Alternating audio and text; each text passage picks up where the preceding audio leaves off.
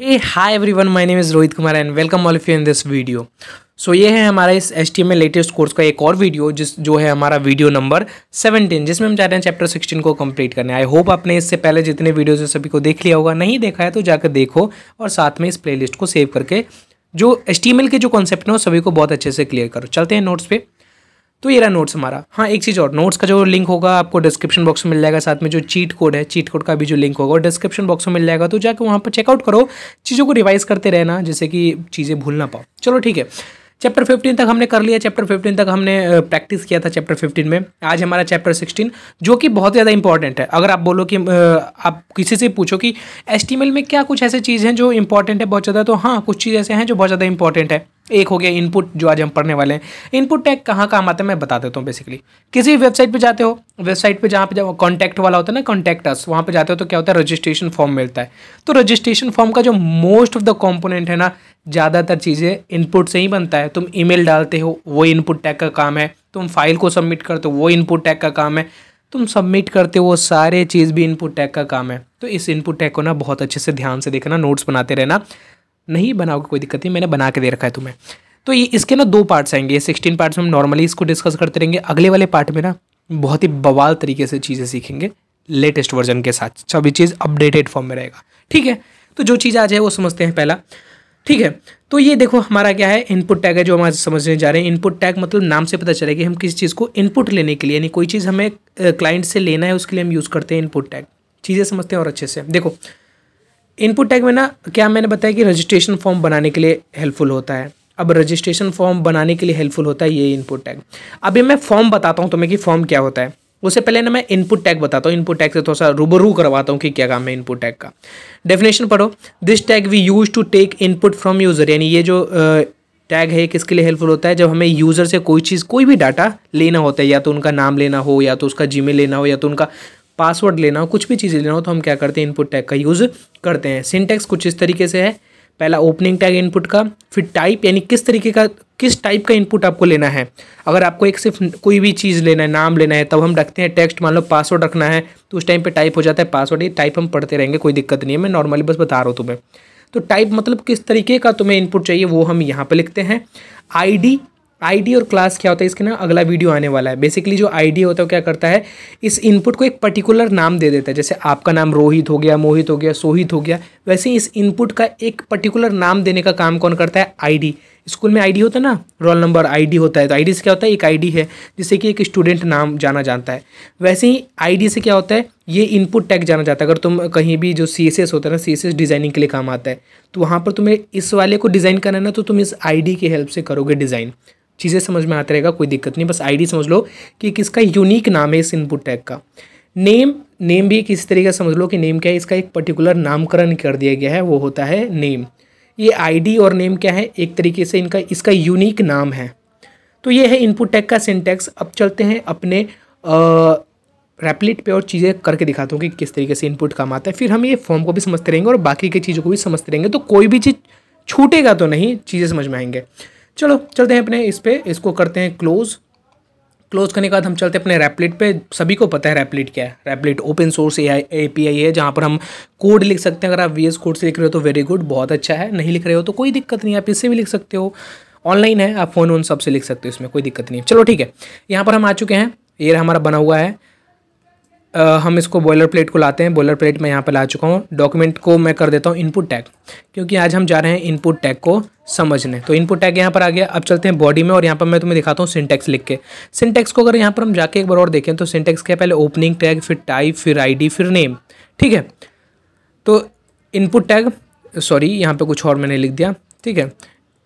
Input, उसके बाद क्या था, टाइप में अभी हम कॉमनली जो पढ़ेंगे ना, हम टेक्स्ट पढ़ेंगे।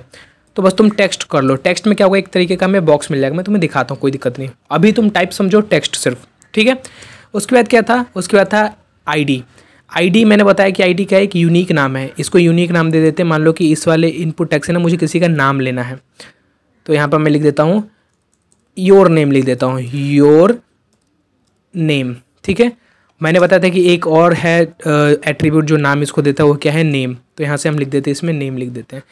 इन चीज़ों का कोई दिक्कत नहीं। बेसिकली ये जो आईडी और नेम में ना कन्फ्यूज़न होता है, इसको तुम इस तरीके से समझो ना कि ये क्या करते हैं, हमें किसी भी एक पर्टिकुलर इनपुट टैग को नामकरण करने में काम आता है। मान लो कि एक ये रहा मेरा इनपुट टैग है और एक मैं नीचे भेज दूँ, तो यहाँ पर मैं योर के बस इसको योर रख देता हूँ, तो मुझे कोई कहेगा ना कि इस वाले को पकड़ो, इसके अंदर चेंजेस करो, तो मैं उसको किससे चेंज कर सकता हूँ? योर से, यानी इसके नाम से। अगर इसके अंदर करने के लिए बोले तो मैं इससे कर सकता हूँ। यानी क्या है, ये बेसिकली इनका यूनिक नाम है। ठीक है, ये चीज़ मैंने 2 इनपुट टैग लगा दिए। अब जैसे मैं इसको रन करूँगा तो क्या होगा, यहाँ पर तुम्हें दिखने लगेंगे इनपुट, यानी बक्से ऐसा दिखेंगे जिसमें तुम एंट्री कर सकते हो। बेसिकली रन कर दिया मैंने, देखो जल्दी से यहाँ पे तुम्हें आउटपुट दिखाएगा कि क्या है आउटपुट, एक्चुअली क्या चीज़ करने वाला है ये इनपुट हमारा। ये क्या है, एक तरीके का टेक्स्ट है जो तुम्हारे यूज़र से टेक्स्ट लेगा। देखो यहाँ पर आ चुका है, दोनों बक्से आ चुके हैं।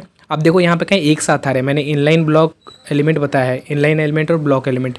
इसे देख के तुम बताओ कि क्या ये इनलाइन एलिमेंट है, ब्लॉक एलिमेंट है? दोनों एक साथ आ रहे हैं, एक लाइन में आ रहे हैं, यानी इनलाइन एलिमेंट है। देखो जैसे यहाँ पर जाओगे तो तुम लिख सकते हो, यूज़र का नाम ले सकते हो। सेम यहाँ पर भी क्या कर सकते हो, यूज़र का नाम ले सकते हो, कुछ भी नाम लिख सकते हो यहाँ पे।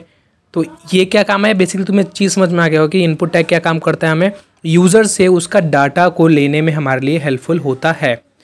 ठीक है, तो ये है इनपुट टैग।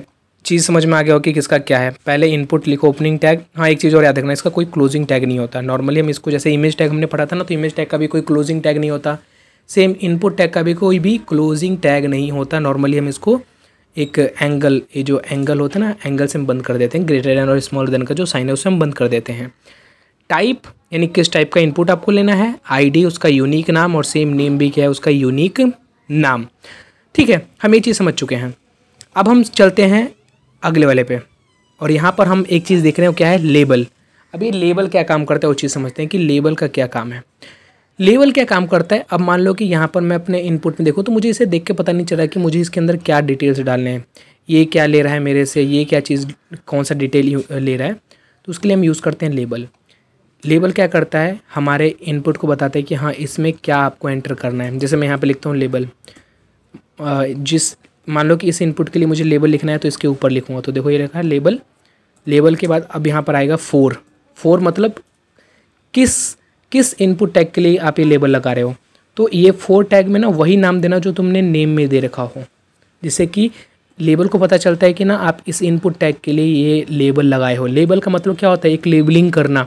लेबलिंग मतलब जैसे कोई भी प्रोडक्ट होता है तो वहाँ पे क्या होता है, एक लेबल लग जाता है जिसमें पता चल जाता है कि हाँ यार ये अमेज़ॉन से है, फ्लिपकार्ट से है। तो सेम चीज़ यहाँ पर ये भी लेबल है।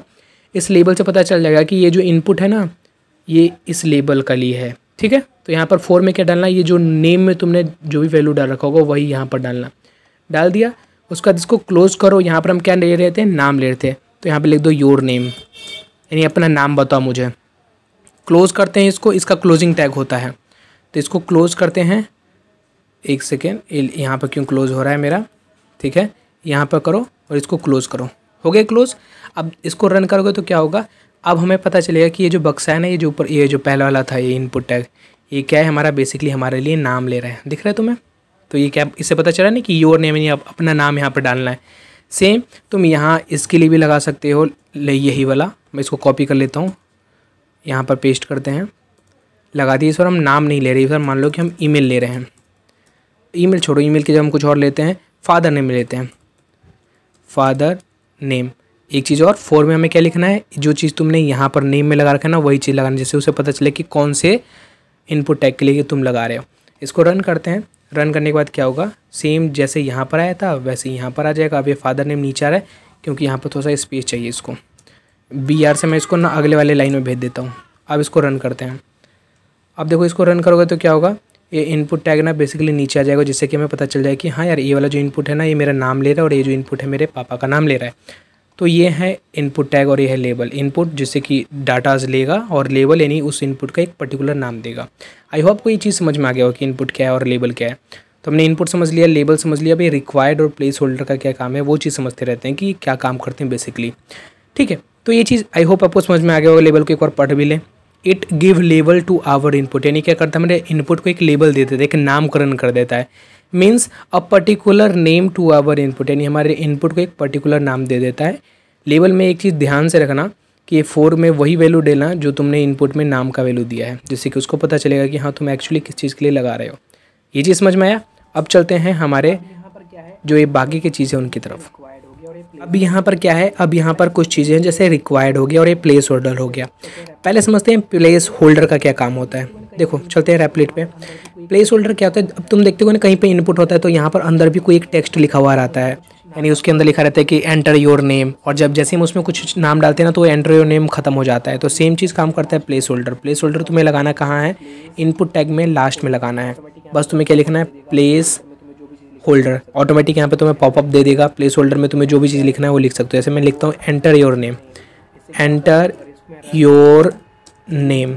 इससे क्या होगा, अगर इसको मैं रन करता हूँ तो ये जो मेरा इनपुट है उसके अंदर लिखा हुआ आ जाएगा एंटर योर नेम, जिससे कि क्लाइंट को देखने में थोड़ा सा अच्छा लगेगा और आपके जो फॉर्म होगा थोड़ा देखने में लुक वाइज बवा लगेगा। जैसे देखो यहाँ पर आ गया ना एंटर योर नेम, तो प्लेस होल्डर क्या करता है, इनपुट के अंदर एक टेक्स्ट लिख देता है और जैसे इसमें तुम कुछ भी लिखोगे तो ये एंटर योर नेम हट जाएगा। सेम अगर मुझे यहाँ पर लिखना है तो क्या करूँगा, सबसे लास्ट में जाऊँगा और प्लेस होल्डर लिखूँगा। जैसे प्लेस होल्डर लिखूँगा पॉपअप आ गया, यहाँ पे लिख दो तुम्हें जो भी चीज़ लिखना है। जैसे लिख देते हैं enter your father name, enter your father name, लिख दिया। अब जैसे इसको रन करोगे तो क्या होगा, अब जो इसके अंदर लिखा हुआ जाएगा वो लिखा रहेगा एंटर योर फादर नेम, यानी प्लेस होल्डर का जो भी तुमने वैल्यू दिया वो लिखा हुआ जाएगा। चीज़ समझ में आया, ये चीज़ हम समझ में गए कि ये प्लेस होल्डर क्या है, ये लेबल क्या है, ये इनपुट क्या है। अब समझते हैं रिक्वायर्ड क्या है और फॉर्म क्या है। देखो बहुत टाइम क्या होता है कि हमारे ना कोई भी इनपुट है उसको मैं रिक्वायर्ड करना है, यानी उसके बिना आप फॉर्म को सबमिट ना कर सको। मान लो मैंने एक रजिस्ट्रेशन फॉर्म बनाया, लोग वहाँ पर ना मैं एक चीज़ दे दिया कि आप बिना ना अपने जीमेल डाले हुए, अपने ईमेल डाले हुए आप उसको सबमिट नहीं कर सकते, या फिर मैं कर देता हूँ कि आप ना बिना उसमें नाम डाले नहीं सबमिट कर सकते। यानी यहाँ पर तो आपको ना कुछ नाम तो डालना ज़रूरी ही है। तो उसके लिए हम लगा देते हैं रिक्वायर्ड। रिक्वायर्ड एक एट्रीब्यूट है जो बताता है कि आप ना, जैसे यहाँ पे देखो मैं रिक्वायर्ड लिख देता हूँ। रिक्वायर्ड का मतलब क्या होता है कि आप ना इस वाले इनपुट में बिना कुछ भी वैल्यू डाले आप आगे फॉर्म को सबमिट नहीं कर सकते।